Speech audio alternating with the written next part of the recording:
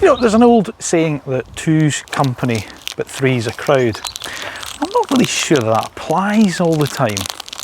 Take the humble Twix, 2 fingers of chocolatey goodness. But imagine if there was 3. Well, that'd be better, wouldn't it? And then the Minogue sisters, Kylie and Danny. Imagine if there was a third one that just looked like them. That would be a good thing, right? So, on that theory then, does the fact that the new Audi e-tron S have 3 motors instead of 2 make it the e-tron of choice? Welcome to the Audi e-tron S, and welcome to AutoEV.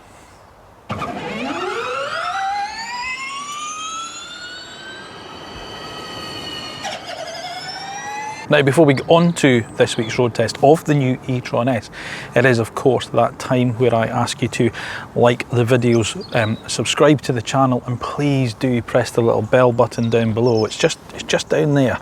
It's just, if you have a look, it's just there. If you press that, then you'll get notified when our next videos get uploaded. And also, please keep your comments coming in because we do enjoy reading them. Now, it's another Audi e-tron, I hear you cry. What could you possibly tell us about this one that you haven't already said before? Well, it's true, we have featured pretty much all of the e-trons on the channel before, but don't be too dismissive just yet, because this is the e-tron S. It's Audi's performance variant of the big e-tron SUV. And of course, Audi's mantra, Vorsprung durch Technik, progress through technology, has meant they've thrown a little bit more tech and a lot more performance at the car. So is it enough for it to challenge our favourite of the sort of luxury electric SUVs, the Jaguar I-Pace, and knock it off the top spot? Well, let's find out. Now, styling wise, there's a few changes to make you realise that this is the S model. The S is sort of the Buna to the standard car's biryani. There's no full-blown RS Madras, if you will, when it comes to the e-tron SUV like you get in the e-tron GT. Anyway, there is some little differences you'll notice. There's a bit more silver trim down here. There's this kind of big air intakes there to aid some more cooling. There's the familiar Audi grille. This car's got these digital matrix LED headlights. Now, they're a £3,000 option. Now, we'll come on to options later on, but they are quite clever and they do some quite funky things, but it's £3 grand. But let's not get bogged down with that just now. Let's carry on with the styling of the car. It is a good looking car. It's a handsome beast, and it sits slightly wider than the standard car. There's a little bit extra width in the track, and obviously the wheel sizes are slightly bigger as standard too. And round the side, obviously, you get the colour coding of the arches. You get these are the optional 21-inch wheels, but you can go up to 22-inch wheels on the car as well, so it really hunkers down on them. But the rest of it's fairly familiar e-tron as we've seen before, just with the little S adena added to, you know, the silver mirror colours and the mirror cover, sorry, and the silver cladding down the side. And this is the standard SUV body style. Remember, it's also available as a Sportback, which we've featured before on the channel as well. And then around the back, well, again, it's familiar story really. You know, that nice big roof spoiler there, the light bar that goes across and does some fancy animatronics. You get your new S badging there, and then again the silver applique down the bottom to the diffuser. It's a bit like myself. It's handsome and distinctive, but it does lack a little bit of the adventurous design that we've got with the Jaguar I-Pace, and I have to say I still think that is the better looking of these electric kind of luxury SUVs. But this does bring it a close second, I have to say. But what do you think? Let us know in the comments down below. Now, the size of the e-tron might fool you into thinking it's quite a big SUV. It's not really. It's much smaller than the cars like the Porsche Cayenne and the BMW X5. It sits below it. It's very similar in size to Audi's mid-sized Q5 model. In fact, although it's slightly longer, it's actually narrower and lower than my wife's Freelander 2 Land Rover. There you go. Anyway, practicality wise, well, it's got a good boot. 660 litres, and that opens up to 1,725 litres with these nice little pull handles here to drop the rear seats down. Now, suitcases wise, 666 litres is pretty good. I don't have my medium size one this week because my brother-in-law's on holiday with it. Hope you're having a nice time, Michael. But there's a large case, and here's 2 cabin bags which fit nicely side by side there, and rucksack goes in there, and there's still plenty of space, so it's a really good size boot. You've also got underfloor storage in the car as well, because your cables you can store at the front of the car.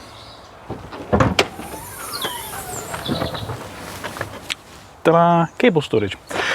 Considering this isn't an actual bespoke EV platform, the fact that they've managed to back to this in and package it in there, I think has to be commended. Well done, Audi. Now, along with boot space, as we know, rear seat space is excellent too.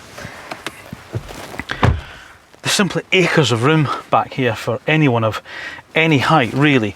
I mean, I've got bags of knee room, leg room, foot room, headroom, even somebody of my height. Even with this expensively optioned panoramic sunroof in place, there is still acres of room back here, and it's a nice place to be. They've got door bins, obviously the two ISOFIX points with their fixings are easy to get to and put the seat in place. I've got two USB charging ports down there, including a 12-volt socket.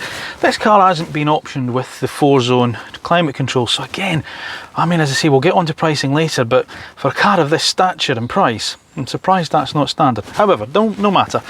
You've also got the flip down rear armrest with a bit of storage in it too, decent door bins, as I say, and enough seating for 3 across. So yeah, it's a really commodious car, this.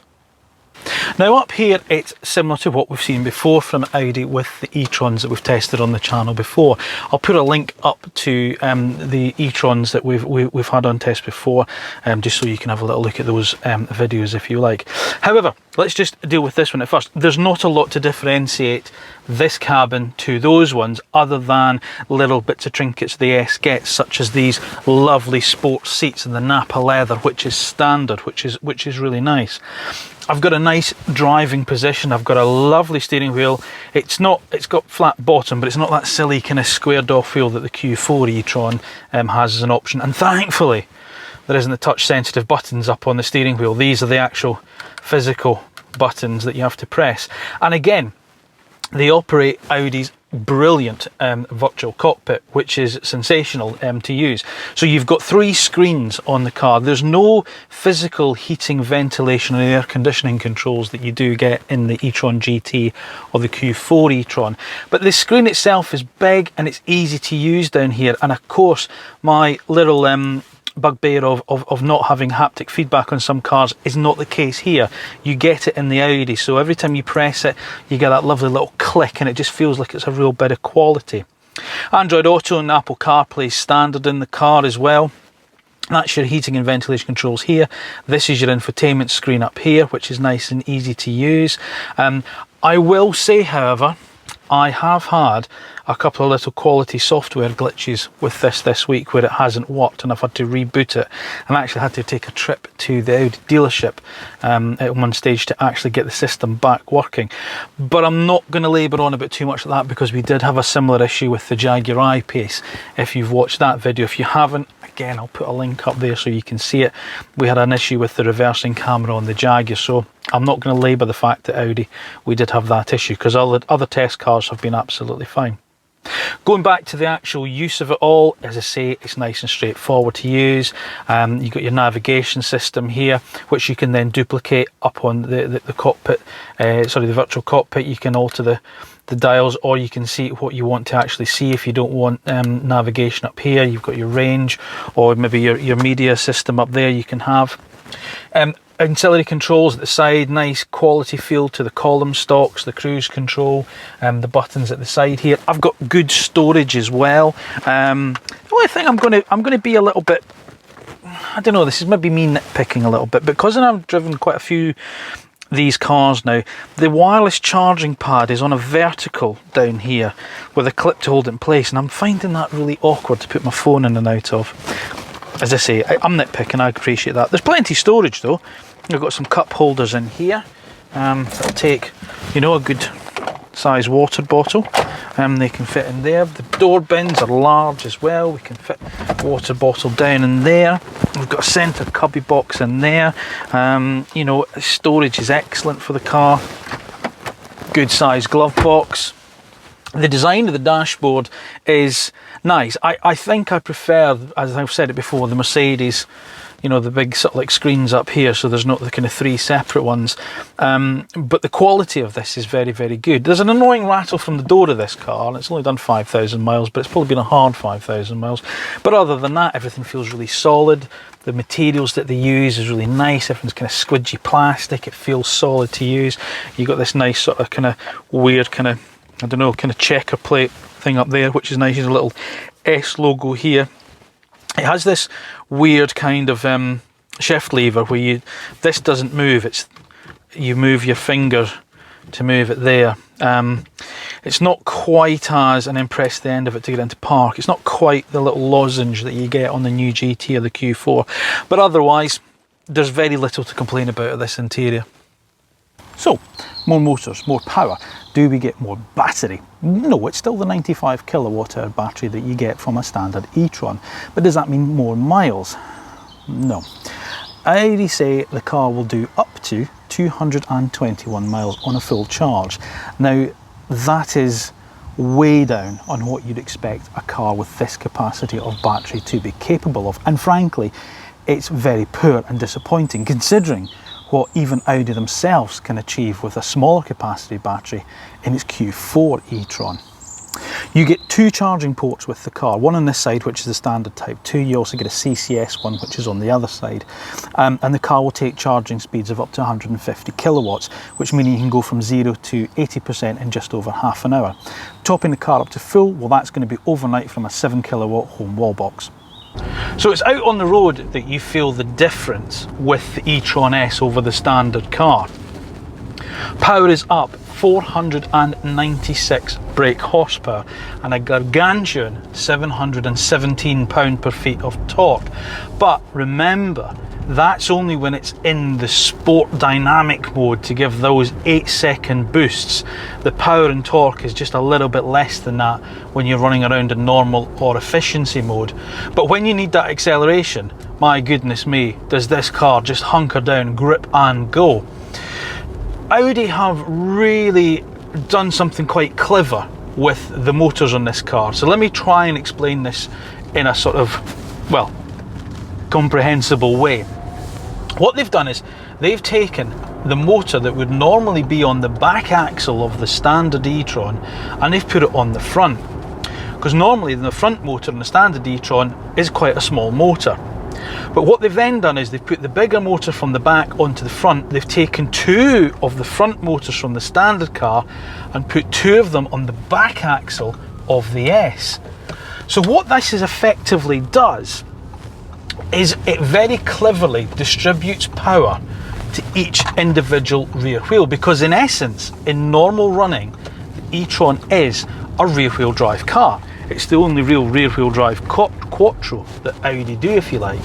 It's only when the front motor only comes into existence when the driver demands it through performance or the car feels that it's necessary through grip.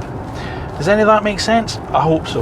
In essence, what you have is a sort of 2 electric motors on the back behaving like a mechanical limited slip differential. But it's 25% faster reaction because instead of mechanical linkages, it's software that's doing it all. It's very clever, and it does give another dynamic facet to the e-tron S that's missing from the standard car, if you will. This is a heavy, heavy car, but when you tuck it into a bend and you ask it to get round in a really clean and grippy way, it's simply staggering what the car's capable of.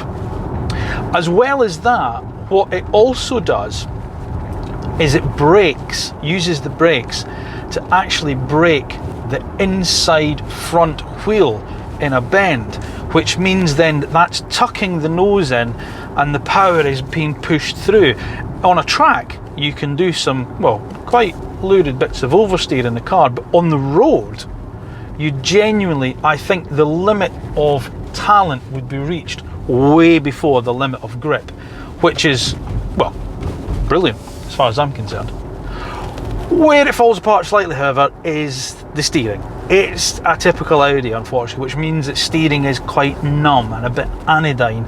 Like the other cars, it sort of just does the job of turning the front wheels, and it's such a shame that when they've gone to this, like the extent that they have of making the dynamics of the chassis as good as this, that someone forgot to send the memo to the guys that were developing the steering, and they've just gone and said, well, there you go, that's what we've done before, have that.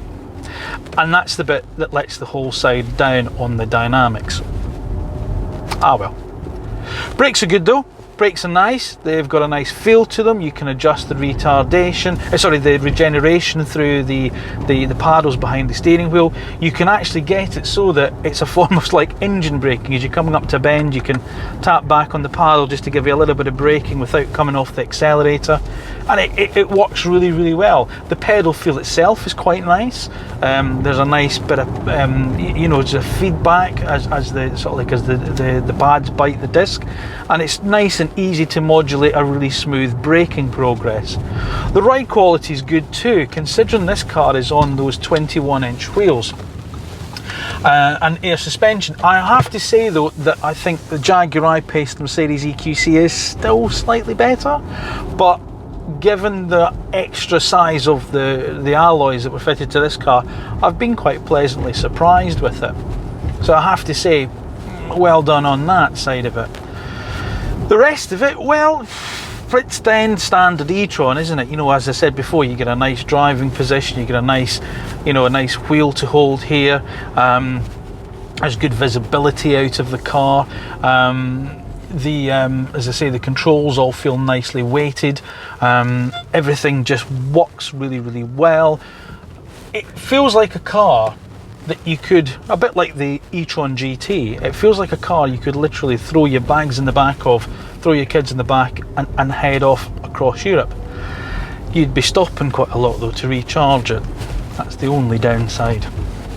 But on the whole, yes, you can feel the difference over the standard e-tron. And as I say, in terms of its dynamics, what Audi have done with this car and its chassis setup is to be commended. It's just a shame that that steering just lets it down, that final last 10% of feel, because otherwise this could be quite a sensational car to hustle down a road, especially one given its size and weight. But acceleration wise, wow, little to be disappointed about. Now let's quickly just touch on the usual suspects here. You've got different driving modes that you do in the standard e-tron. So you've got efficient, you've got individual, where you can set it up how you want it. You've also got your different, you can go into dynamic mode, auto, comfort. I mean, there's a plethora of things that you can set up on the car, and it's the same with the safety equipment. So you can have the lane keep assist on or off. Audi's pre-sense braking system, which is very clever, that sort of sees if you're getting a little bit too close to the car in front and starts braking for you even without the cruise control on. All very, very clever and all very, very Audi. But yeah, its refinement's good as well, I have to say. The car arrived with me on Monday. I'm filming this on Friday, and I've got it goes away on the, Monday in a couple of days' time. But on the Sunday, I've got a really long drive with the family, and I am looking forward to it. But it's just a shame that it's after I've done the filming, and I can't really tell you about it. But I know that it will be a nice car to drive over that distance. I just need to make sure that it's got a full charge before we set off.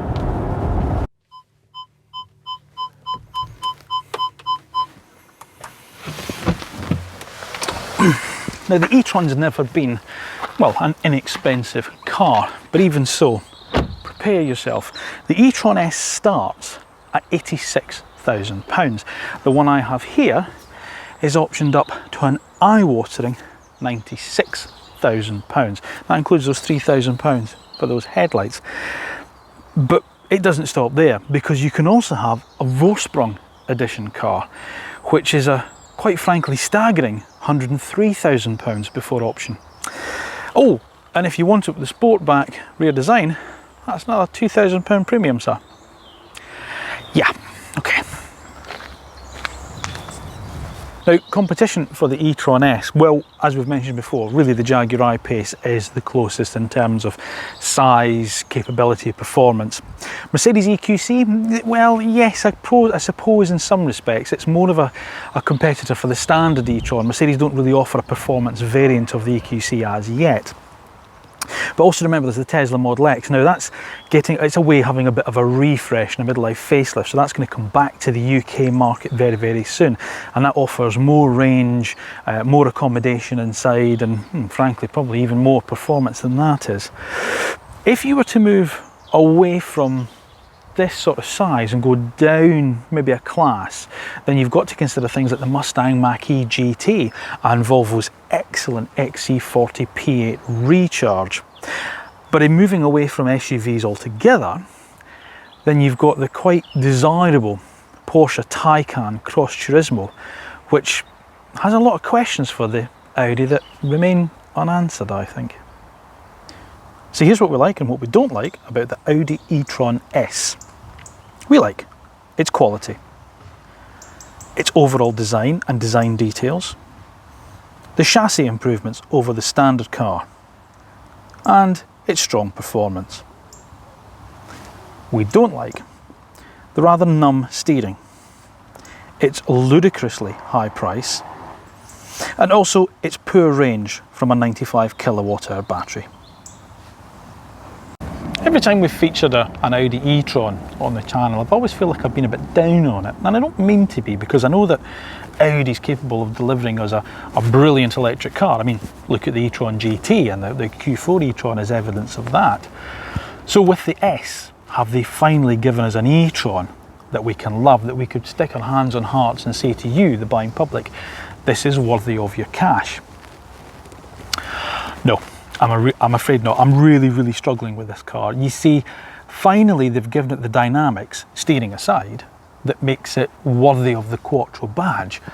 But it's such a price point with such a poor range that I just can't really recommend it. Not when there's other cars out there that are capable of doing a similar job at a similar price with a much better range and capability, such as the Jaguar I-Pace and the Porsche Taycan Cross Turismo. So maybe your argument then is, well, Brian, it's a performance SUV, so therefore there has to be a compromise, there has to be a trade-off. Well, to that I'd answer you this.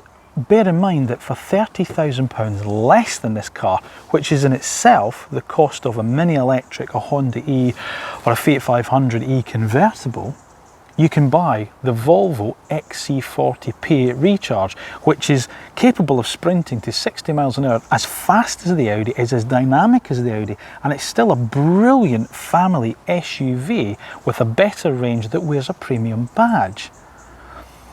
I like this car in parts, but as a whole, I'm sorry, it just doesn't make the cut for us. Thank you for watching. As always, please do remember to like and subscribe to the channel and press the little bell button down below so you receive notification of when our next video goes live. And also remember, please leave your comments. We do enjoy reading and of course replying to them.